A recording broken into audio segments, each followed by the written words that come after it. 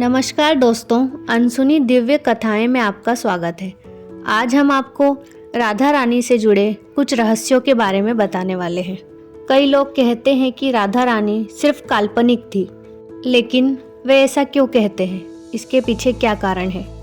दरअसल इसके पीछे का कारण यह है कि भागवत जिसने भी पढ़ी उसका कहना यह है कि सिर्फ दशम स्कंद में ही जब महारास का वर्णन हो रहा था, वहीं एक जगह राधा के बारे में बताया गया है कि वे भी रास कर रही थी और आनंद ले रही थी।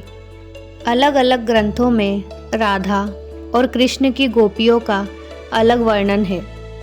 एक जगह तो यह भी लिखा है कि भगवान कृष्ण की 64 कलाएं ही गोपियाँ थी और राधा उनकी महाशक्ति थी, यानी कि राधा और गोपियाँ भगवान कृष्ण की ही शक्तियाँ थी जिन्होंने स्त्री रूप ले लिया था।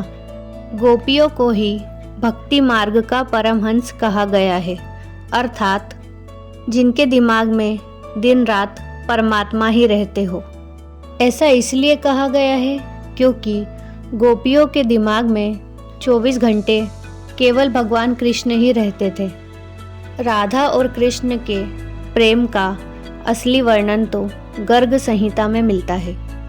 गर्ग संहिता के रचयिता यदुवंशियों के कुलगुरु ऋषि गर्ग मुनि थे, अर्थात कंस के साथ साथ यह भगवान कृष्ण के भी कुलगुरु हुए।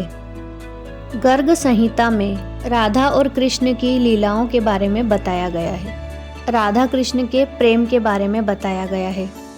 इस संहिता में मधुर श्री कृष्ण लीला है। इसमें राधा जी की माधुर्य भाव वाली लीलाओं का वर्णन भी है।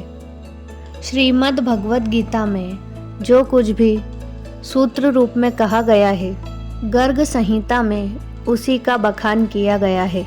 यदि गर्ग मुनि यदुवंशियों के कुल गुरु थे, तो ऐसा कैसे हो सकता है कि वो अपने सामने चल रही कृष्ण लीला में किसी काल्पनिक किरदार का चित्रण करेंगे?